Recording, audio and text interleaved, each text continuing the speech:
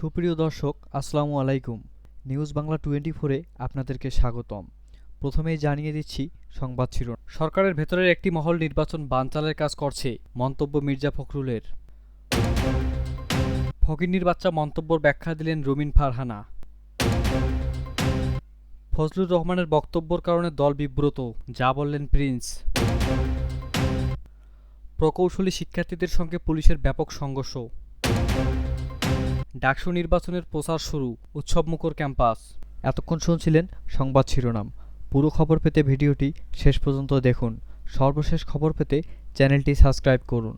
এবার বিস্তারিত। বিএনপির মহাসচিব মির্জা ফখরুল ইসলাম আলমগীর বলেছেন, সরকারের ভেতরে একটি মহল চেষ্টা করছে গণতান্ত্রিক পক্ষের শক্তি যেন ক্ষমতায় আসতে না পারে। তবে এসব ঝামেলা সহজেই সমাধান হতো যদি ৩ মাসের মধ্যে নির্বাচন দেওয়া হতো।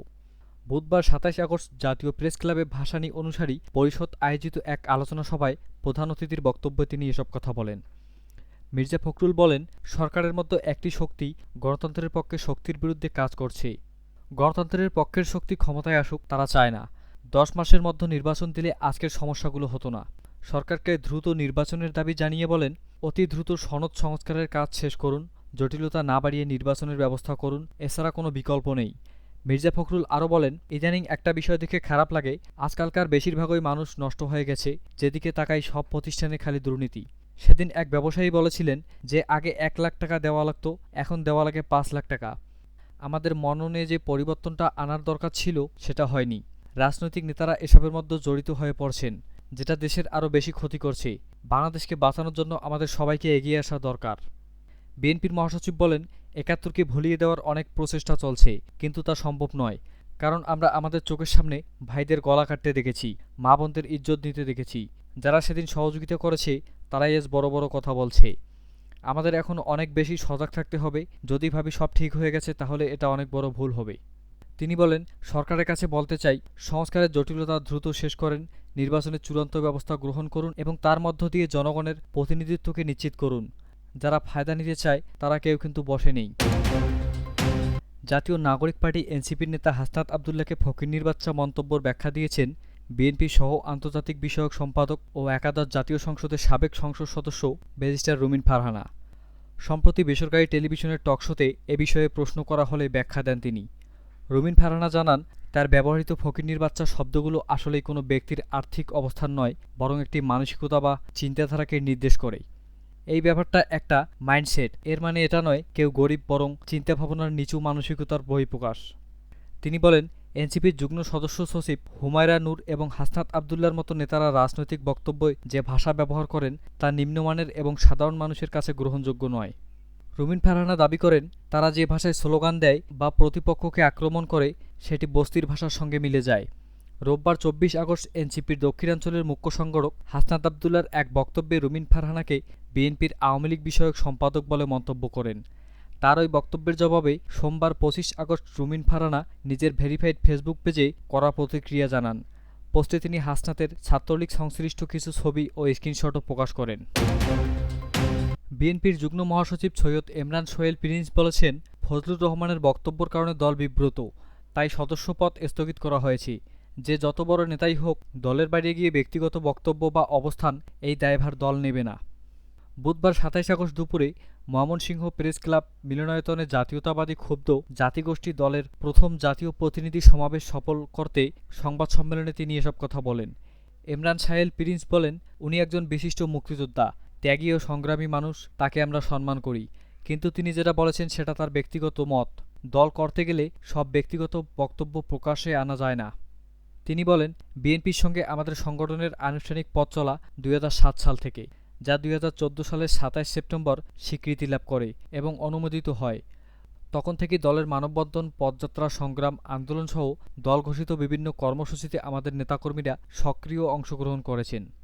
বিএনপির এই নেতা বলেন, বিগত ফ্যাসিস্ট সরকার এবং সরকারের যুক্ত দোসরদের দ্বারা আমাদের অনেক নেতাকর্মী মামলা, হামলা এবং কারাবরণের শিকার হন।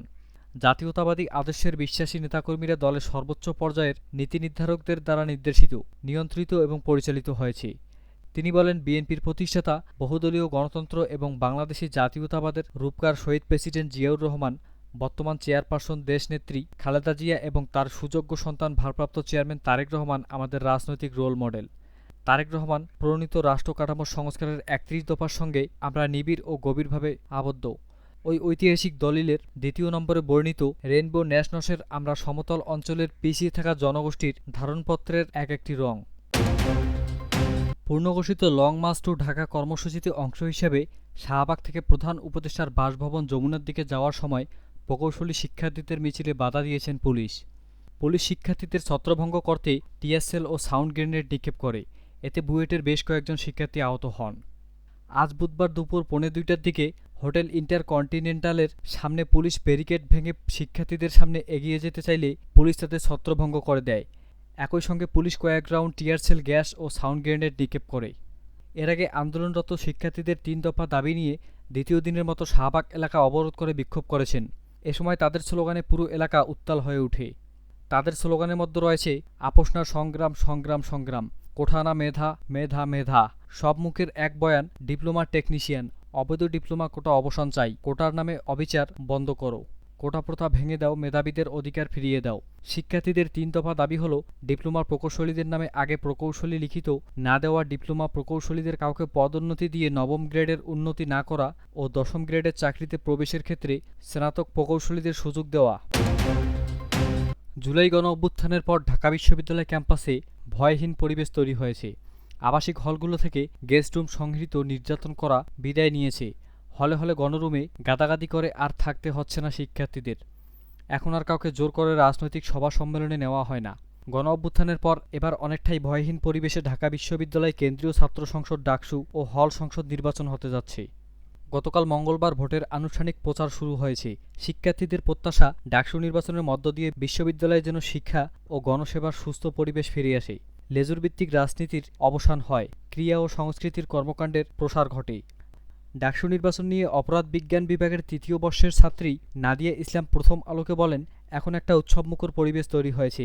প্রার্থীরা নানা প্রতিশ্রুতি দিচ্ছেন এবং রাজনীতি নিয়ে পরে না থেকে সত্যিকারের অর্থে যারা শিক্ষা ও গবেষণার মান বাড়াতে কাজ করবেন তাদেরকেই বেছে নেব।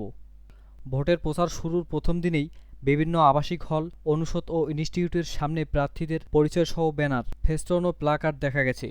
হলে হলেও বিভিন্ন একাডেমিক ভবনে গিয়ে শিক্ষার্থীদের কাছে ভোট চেয়েছেন প্রার্থীরা।